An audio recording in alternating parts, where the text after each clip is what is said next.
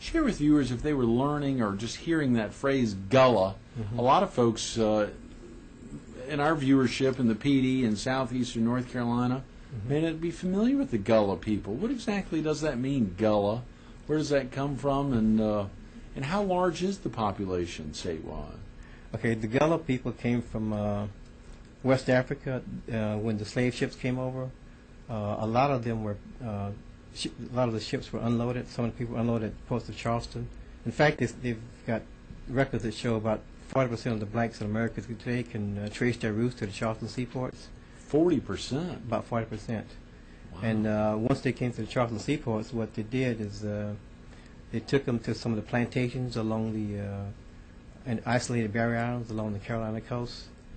And so to work the plantations. A lot of the plantations were rice plantations. They were good at producing rice. They produced a rice culture that was so great they called it Waccamaw gold, and they exported it back to Europe. I've never heard that. Yes, Waccamaw gold. Right. Waccamaw gold, and it went back to Europe. They exported some back to Europe. That's yes. fascinating. Yes.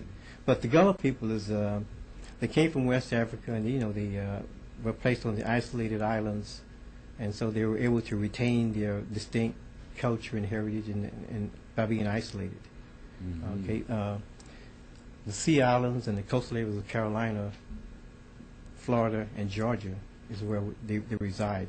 In Florida and Georgia, they're called Geechee, and in the Carolinas, they're called Gullah. Yes, I've heard that. You Right. said in Florida and Georgia, they're called Geechee. Right. And in the Carolinas, they're called Gullah. Gullah, right. But there's really no difference between us. I mean, I don't know why that came about, but that's just a distinction. So you'd be a Gullah. Yes, I'll be a Gullah. I'll be what they refer to as I think it's a freshwater Gullah, because I don't really live on the island. Right, And right. I'm on the mainland. Yeah, that you are. But of course there's a little dialect difference there. Oftentimes we'll hear, and remember Yes. there was a TV show, maybe Right, a kid show on right, Nickelodeon. right. Was that about? Right. The Gullah language is really a type of a mixture, I guess you would say, a mixture of African and American language or dialects. But it's really like a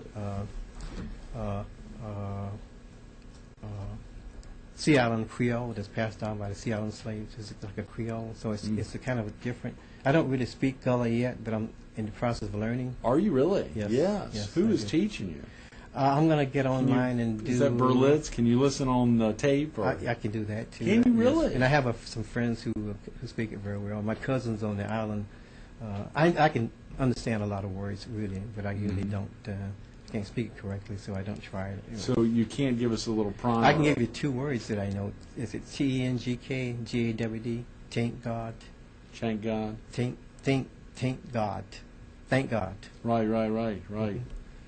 So, Wow. Oh, come on, you can do a little more. No, that's I'm sure it is. It requires quite a bit of training. New is N-Y-E-W. I think that's what it is. And I've got a few other words too that. In fact, I got a piece of some research I'm doing now on some of those. This is for your fourth book, or just in general? In general, sure, right? in general. Sure. Actually, I've got 3 other books lined up, but my next one's going to be a lot of it's going to be non-secular, so I may or may not put some of that in there. Right.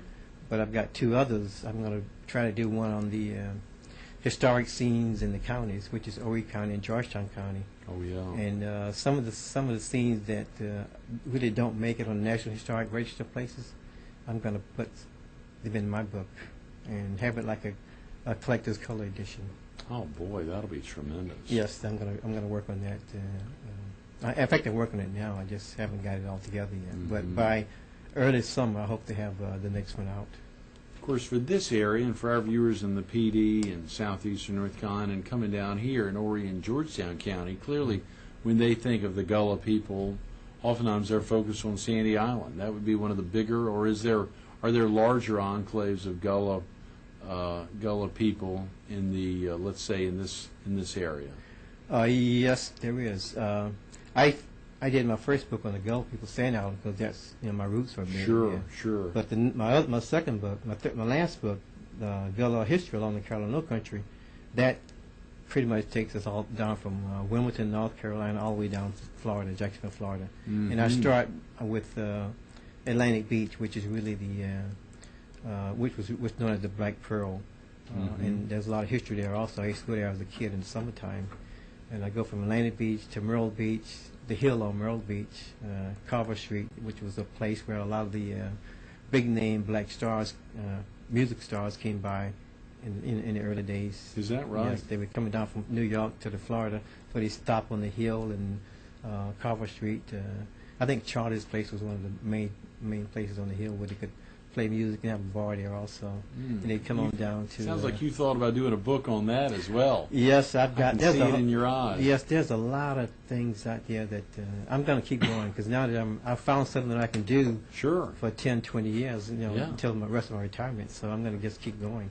Just keep knocking out more books. That's right. Now, of course, all of them tie into something you're really interested in. Could you ever, I mean, if someone said, we want a book written about this, do you think now that you've knocked it down so well, you could help someone else get books published?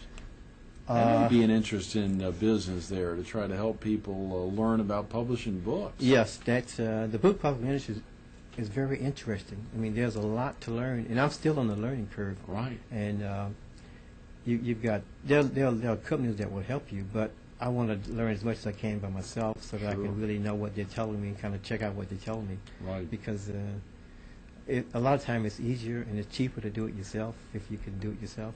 And I have time. I'm retired, so there's no reason why I can't just go ahead and do the research and take my time and do it myself.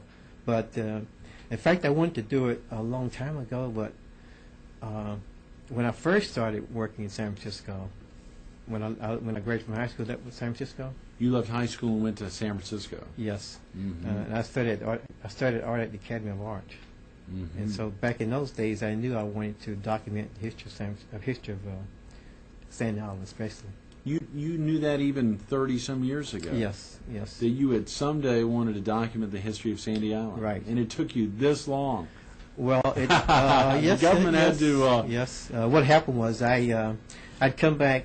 I went to the Academy of Art in, I think it was in the late 60s in San Francisco. That was when it was on Sutter Street. Right. Like I'm sure Sutter Street's kind of a famous street. And I think now they have a big office on 2nd Street, just down from Market Street in San Francisco. In San Francisco. Right. But I haven't been there in about 4 or 5 years. I go out there every other month, but I usually end up going to the South Bay, San Jose. You go out there every other month, really? Just about every other month. What for now? I have family out there, and my fiance is out there, and so I'm retired, and I just didn't go on a lot of trips when I was working. Yeah. And I'd come back and visit my parents. So now that I'm retired, I got time. I just go. Sure. And so Are your folks still living? No, my parents have passed. Oh, I'm sorry. And so that's one of the reasons I came back, to kind of keep with the house. Sure. And but back in those days, I'd written a paper on Sandy Island when I was going to City College of San Francisco. Right. And I had a good paper by typewriter. And so in one of my many moves in my apartments, it got missing. No. But before it got missing, I turned it in as a class project, and I got an A on that one also. And so that was really good. So I had to rewrite it over. But and now I got everything on the computer, and everything's on disk now, so it's a lot easier. Yeah. Back in those days, we didn't have that. We've just got a couple of minutes, Thomas. How different is Sandy Island now than 50 years ago?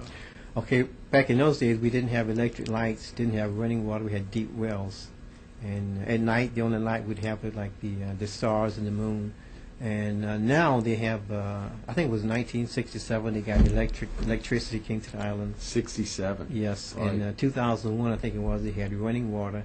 They have all the modern conveniences of we have on the mainland now. They have electricity, telephones, televisions, computers, internet, running water. They have everything now that's very modern. But the problem is, once you inside your house, once you come out of your house, looking on your front porch, you don't have your car in your garage because your car is across the landing. Yeah, there's no car there. There's no cars. There's just a few vehicles that people have, but for the most part, there's no paved roads. The roads and the pathways are still the sandy pathways. There's really no shops over there. My cousins have a gift shop, a general store, a Pyatt general store, but There's no police station, no fire station. There's a volunteer fire station with my cousins on that one, but there's really nothing. It's almost like it was 100 years ago. Is that right? Yes, it's That very is- pristine, very lovely, very Folks nice. think about the development boom along the Strand, and I guess that probably hasn't had a big impact. No, especially since the state of South Carolina, bought the island as a preserve. So hopefully that won't come down. I think a lot of the senior citizens over there, they really appreciate the state and the people of South Carolina buying it, so they can enjoy their later years in peace and tranquility. Those are great words. Thomas, thanks so much for Thank being you. with us this morning. We really appreciate it. Absolutely. Great. Stay tuned to more Carolina People with author Thomas Pyatt coming up next. Can you imagine popping out your first book, The Gullah People of Sandy Island? And that's only 15, 16 months ago. Since then, he's knocked out 2 more, and he's working on his 4th. The excitement of that, just an author for the first time. But the opportunity to share with folks the history of the Gullah people. Now, you heard Thomas talk about it from the Wilmington area down to Jacksonville, Florida. The impact of those folks on communities and on communities on those persons. It's incredible to think about. Take time. You can check out 3 different websites, either tjpyatt.com, Sandy I as in sandyisland.com, that's sandyI.com, or you can visit amazon.com, a website you've probably heard of, and type in Thomas Pyatt. Take a look at some of his amazing books online, get a little short summary of the books. There's also a very exciting digital piece you could pull down, which is Wisdom of the Water's Edge. Wisdom of the Water's Edge. You could buy it for 49 cents to get a good short story, a good opportunity. It's exclusive to Amazon. Take a look at Amazon.com, type in Thomas Pyatt, and go ahead and take a look at Wisdom by the Water's Edge. Beautiful piece. Thomas Pyatt, thanks so much for being with us.